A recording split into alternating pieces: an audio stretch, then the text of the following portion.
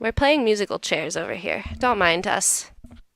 Um, anyway, I am going to introduce you guys to a new dev that I'm not sure that you guys have ever met before on stream, but I'm really excited for you guys to meet her. So tell us a little about yourself. What's your name? So I'm Ashley Jones, and I am a VFX artist for Super Evil Megacorp on I'm really VAINGLORY. excited to have Ashley on stream. She's going to tell us a little bit about the work she's done specifically on the new hero and what she's done in the past for Super Evil. But I'm going to warm her up for you guys with a couple questions because I don't think you've ever seen her on a dev stream before. You might have run into her in game, but it's really great that you guys are going to get to know some of us here at Super Evil. So what does your in-game name, Ashley? My in-game name is just my own name, but Smash at the front of it, so I'm Smashly. Why did you decide to go for Smashly? So from a previous place I worked at, someone just was like, "You should be Smashly." I'm like, "I should." So now I am Smashly. Would you say that you're a little bit of a... Uh, Do you like to smash? I must know. I can get into a very competitive spirit. That's a good way to put it. I like that. That's a great way to put it. What do you do here at Super Bowl? So I work on the VFX of things. So anything that you see that is spells or the attack effects or things along that nature is something that I've worked on. That's really exciting. Um, can you, for like those of us who don't know exactly what you do, can you tell me a little bit more about what that means?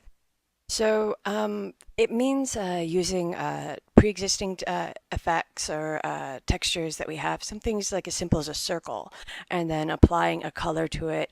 Sometimes it grows or shrinks or even spins, and then that itself becomes part of a much larger piece of a puzzle to help identify the ability to players or helps them know, oh, I need to get out of here, or oh, this is safe, I'm going to get healed, or something along that line. So I think we are going to show you guys a little bit of the stuff that Ashley has worked on for the new upcoming hero. Um, oh, I'm going to find it, I promise. There you So go. now you can see Ashley's desktop and precisely what she works on. And we're going to just chat a little bit about what she's doing and how she does this kind of stuff and what makes her job so amazing and how Vainglory literally would not be the same without the work that she puts in. All right. So this is Anara, and we get to see her here in our Motile, which is our proprietary engine effects editor tool. So the big effect we're going to be looking at today is this. And this is part of her kit that you guys will soon be able to play with, which I hope you like. So over here is this window called the data flow editor, and each of these actually influences what you see. So if, for example, I go ahead and turn this off, which is nice, you see that part of the effect is now missing. It's there again, and now it's gone. Totally difficult to necessarily always see. But I'm going to isolate one effect, and I'm going to show you what it takes to actually make this effect. So here we go. Just go ahead and I'm going to hide Oh my a gosh, bunch of I don't think I had these. you guys seeing what she was doing. I fixed it, don't worry. I'm sorry, Don't worry, I folks. fixed it. My bad. I hit one button, but there were two. Oh, there were I two fixed it. buttons. Why would there be two I buttons? fixed it. So, recap, here is Zanara, and I'm going to be recreating the leaves that you see swirling around her for this effect, okay? Here's the data flow editor that you guys didn't get to see. And each of these trees is a part of the effect. So if I turn this off, all the leaves are gone. They're back again. But we're going to zoom in on this, and you can see that it is quite the little mess. And we're going to recreate this real quick for you guys, so that way you get an idea of what that means and what that takes, okay? So first things first, we're going to go ahead and create a particle system, right? And in this system, we're going to quickly add on a particle renderer, and that is telling us what the particles look like and how they're rendered. And then we're going to create a particle emitter, and in this one, we're going to be using a cylinder. So there we go. On this. Now, it's hard to see, but I just hooked up all these, the renderer to the renderer and the emitter into the emitter for this. Now, in order to actually see this, we need to connect this to this particle effect node, this to here. Now, if I hit T again, look, white boxes, my work is done.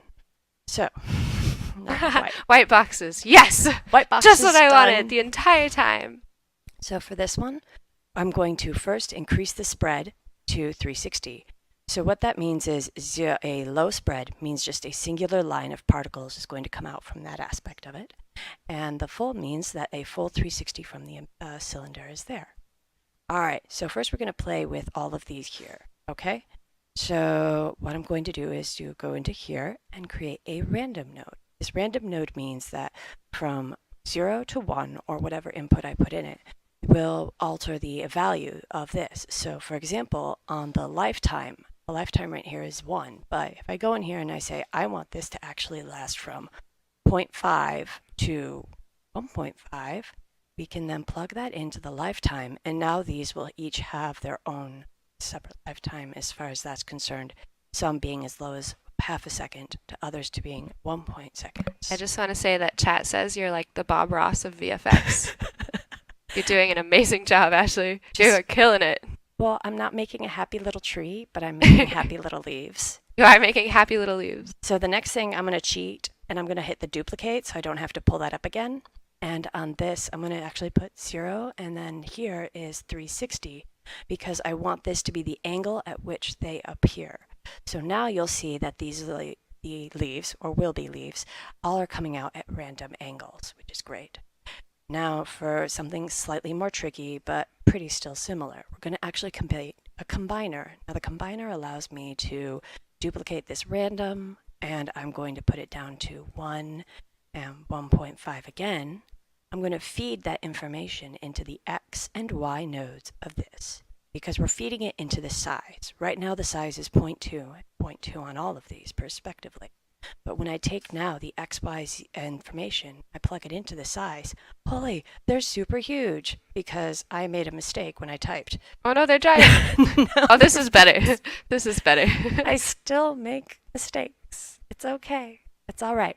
So another thing we're going to do is actually on the speed. Duplicate again, but this time don't make a mistake? Question mark? It's okay to make mistakes. That's what Happy Bob Ross would say. We're just going to turn them into birds. Happy little mistakes. That's what the Control Z button is for. So I'm going to put these into speed. Now the leaves themselves are going to rush out at different levels from a speed of 1 to a speed of 6. Okay? And so with that being said, we're going to also do 2 more. So I'm going to duplicate the random, actually 2 more times just to speed this up a little bit. And on the rate, we have a rate of 10. What I'm actually going to do is put that at a rate of 10 versus 25. Now the rate will change every time to not always be consistent, which makes it more visually interesting player. And then on here, we're going to go from 10 to 25 again, and this is on the burst. That means when the effect initially starts, this will be 10 or 25 different particles. Again, so we don't get a repetition as far as our particles are concerned. And that's pretty much the extent of what I'm going to do to change this currently. I am, however, going to change the radius to 0 on this emitter, the thickness to 0. I'm going to make it a 1.5 height. So that means how tall it is. It's almost as tall as her. I'm actually going to give it a 0.5 height, so it lifts off the ground slightly. And now these leaves will appear to come out from basically her entire form. All right, so now that I'm done with that, that is part 1 of this. There's actually a bit more. So in order to do this, we're actually going to create an additional node, and this is going to be particle info. Now this particle info is going to take certain information like the lifetime of the actual particle and apply certain variables to it, like rotation or alpha. Like the lifetime of the actual particle and apply certain variables to it, like rotation or alpha, and especially alpha. So what we're going to do is we're going to create a curve, and the curve is something that we can now feed the particle's lifetime into. And then in this curve, we are going to say, all right, we want you to be very spinny at first and then go down. I'm going to go ahead and insert that. I'm actually making a curve here, making sure you guys can see it. That will have a nice like drop to it. So it's not linear, but because linear would be kind of bland to look at. So anyway, This there's is that really nice interesting to curve. me because you're designing with properties, essentially. You're like making Yeah. this really fancy tree from property to property Mm-hmm. and designing with numbers a lot more than I do, which is just, designing with painting and art. So I think this is really exciting. It's I don't always get to see exactly how Ashley does the magic that she does, but I think that it's pretty interesting. It's a different way to approach visual art that I don't often think about. Ashley doesn't always see. So what I did here while Emma was like giving some lovely commentary was I made another random node. Now I made this one really high, 400 to 500. And I'm plugging this into an arithmetic node. Now arithmetic nodes are really nice in the sense that I can just simply choose an operation, which is add, subtract, multiply, or divide. In this instance, I want multiply. And in the multiply, I will then feed it into the rotate. And so now you can see our leaves are starting to spin. But they don't spin in the same manner, which was really around the character as it was in the beginning. And we will get to that for sure. Okay, so then beyond that, I'm going to go ahead and create another set of curves. And in this, again, age ratio, we are going to be checking the alpha. And what I want for this is that I want it to be pretty visible all the way up until the very end. So I have made it so 0 is the beginning of the lifetime and 1 is the end of the lifetime. 1, 0. And 1 is very visible, completely visible. 0 is completely invisible. So it will fade out of existence for its life. So you won't get a pop with that. Anyway, so taking and feeding this into the alpha. So you can already see they're fading out slowly. Oh, I see that. Mm-hmm. Now they're starting to like change in opacity as they get closer to the end of their lifespan. Lifespan? Lifetime? Yeah, both work, I think, Okay. interchangeably. Yeah. So I'm learning a lot right now. yay, learning. So in this one, we're actually going to make a curve for the color node. And it's going to be very kind of interesting because this is for our flip book, which I will get to in a moment. So we're going to create a combiner. And this is a combiner one like we have down here. And in this one, oh, my stuff's getting all sorts of tangled. I need to move things around and organize. Do you rely a lot on just like organization of this fancy tree that you're creating here? A little tiny bit. So I plugged in the combiner to the color, and you notice that that made the particles go from white to black, because in here, all the information is 0. That won't actually be relevant later on, but what's interesting is when I plug this curve into the X. Is this Just better? a little bit closer. You're a Is little this quiet. better? Oh, Yeah, I'm everyone was sorry. saying that you were doing an amazing ASMR stream. You sound wonderful, Ashley. You have a very calming voice. I'm so glad. I'm not calm. For the record, people who are just joining this stream now, Ashley's a VFX artist here, and she's showing us how she goes about creating Yeah. VFX on the new hero coming up in the next patch. So because I plugged this curve into X, now it's going from 0 to 0.9. So it's going to almost fully red. But that really isn't going to be relevant because we're not going to be using this type of shader. We're going to be using a different one. But it is fun to see. So I'm going to go and plug this one to 1 and this one to 0.6. And now I plug that into Y and it gives this lovely green. And I really like this, but it's actually not going to be used at all. So now that we've got this done, we aren't going to do any growth. Everything seems to be fine. We're actually going to give it just a slight gravity. So we're going to put this at -5. And now the leaves actually fall down. They sort of. Yeah. That's what leaves do. That's Yeah. how gravity works. Just a little bit. Just a little bit. Sometimes gravity works on me a lot more than I'd want it to. Yeah, I feel that way too, especially when I'm ice skating. So here's where things get a little bit more interesting, and visually it's a lot more of a payoff. So here we change the type from tint to shader. Now that means I can now add an image into this, which is great. And now the pivot is going to go from this to -3. And now we have the leaves zooming all around. But the problem is this is view direction. So you see that it goes underneath. What we're going to do is change from view direction to Y, and that aligns it on the Y axis, or basically ground. And we're also going to change, we could change this to emit from world space to local. Now local would mean it would play on her only, but we want this to be in world, so it's in world. The rest of this is pretty much where we want it to be. So now we get to do some more visual fun stuff, and we're going to actually touch back on what I did with these curves here. So in the particle renderer, we're going to go to Create, Shade Editor, and go to a Surface node. In the Surface node, we're going to plug into the shader. Now our stuff is back to white again, because here, the color in this node is white. Man, I missed the green. You'll get the green back, Okay, I all right. promise. You'll get the green back. So here we're going to go back into the shade editor and grab a texture. Now this texture is going to be a flipbook, and a flipbook refers to a texture that has multiple images on it that are a sequence that is an animation. So there we So a go. flipbook, does that reference back to when animation was done like on a series of pages and you would flip through it really fast and it would look like it was moving? That is correct. Cool. I know a couple things about animation. One or two. So we're going to go ahead and go into Create and go to Combiner again.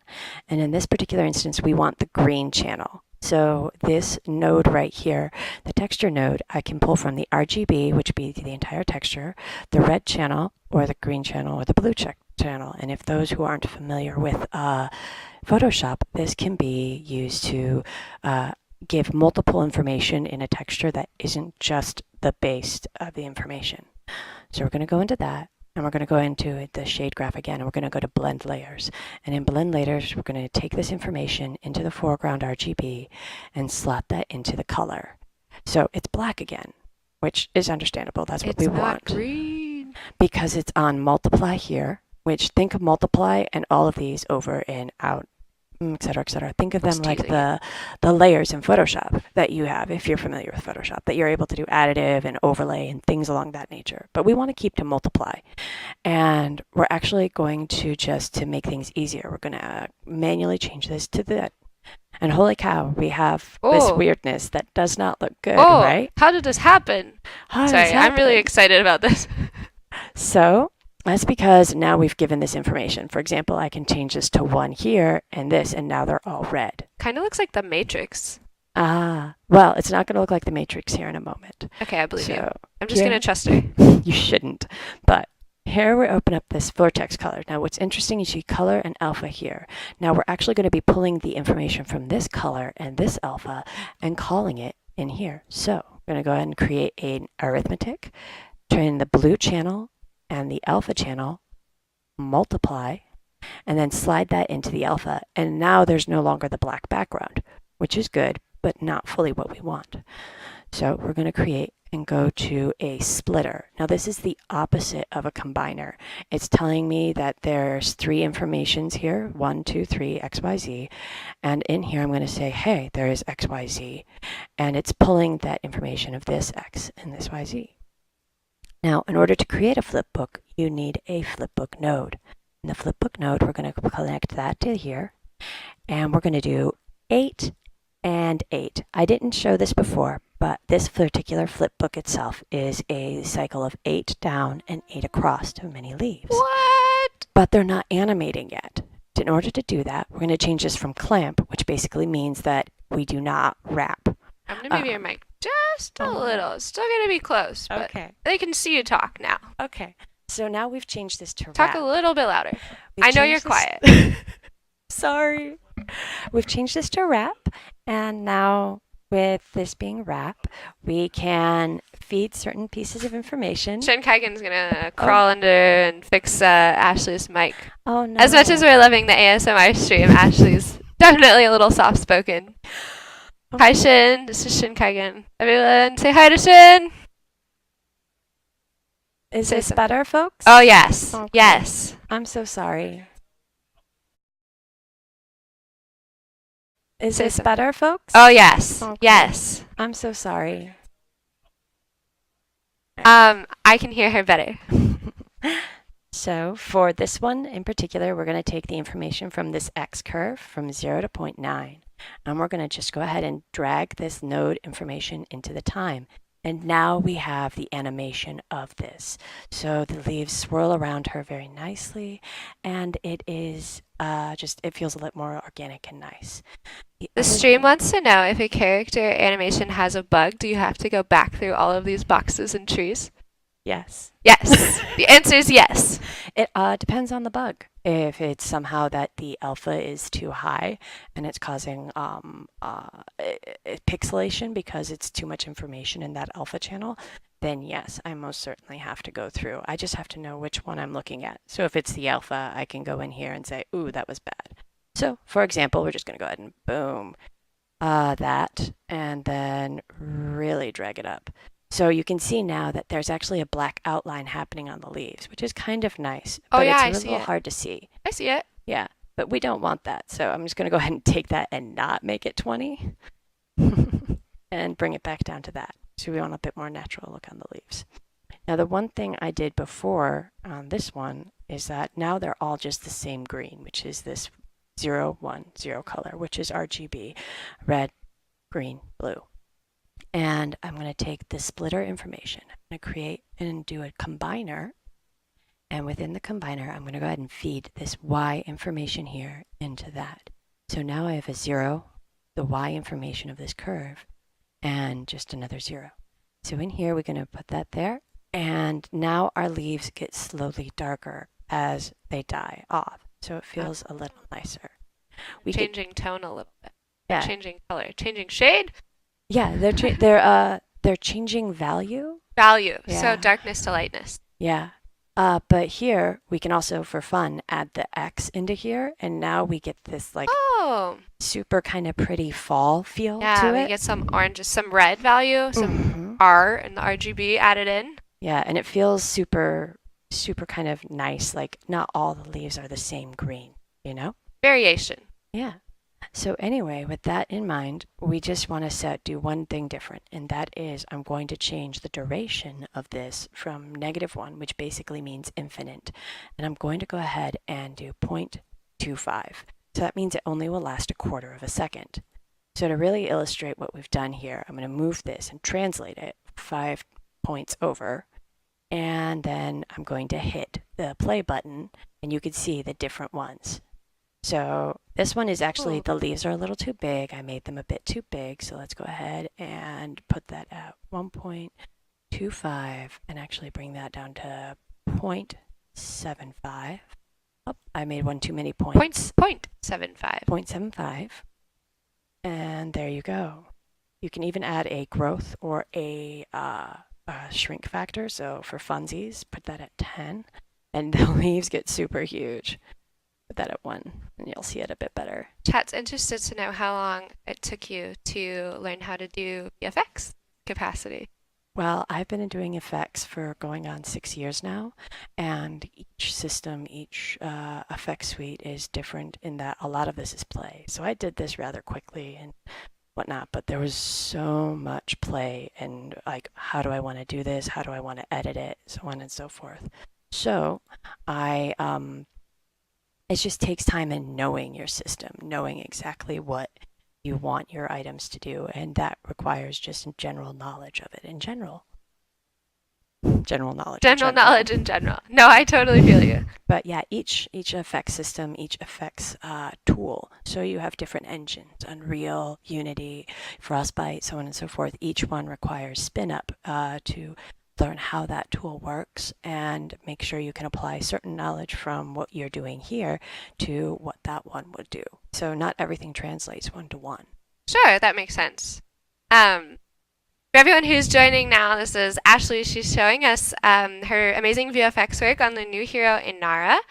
So this is one of her, I believe this is going to be one of her effects animations, one of her final effects animations that's going to go in.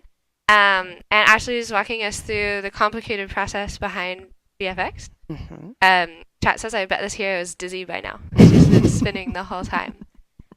So beyond Inara and what you've done for your work on her, do you have some favorite effects that you've worked on inside of VG? Yeah, so I really do like the work that I did with Inara, but prior to that, I was a very big fan of the work that I did for Moon Princess Celeste. I love that skin. Moon Princess Celeste. It's such so a cute skin. Yes, it's very cute. So yeah, Did you do all of the effects on Moon Princess, or did you have like her A ability is she drops the stars, Mhm. and they're really sparkly in that skin. So I'm particularly fond of that effect. But do Well, you that have a favorite? yeah, actually liked her stun because a Mm. moon actually grows onto the ground, and I thought that was super cute. And I utilized some artwork we had by an artist, Justin, who made that, and I was super happy with that. So I made the moon grow on the ground for her AoE stun ability for her B. Her A, the star, is a 3D model thanks to our artists such as Iris. And hopefully you guys get to meet her one day. Iris is awesome. Hmm. And then Can confirm. Iris is awesome. shader work was done by our mastermind, Edwin. Edwin is a really cool guy, and he made certain parts of her just awesome, especially with the star was shiny, but the effects around the star, yes, I did that aspect. That's pretty awesome. I'm gonna switch back to our faces.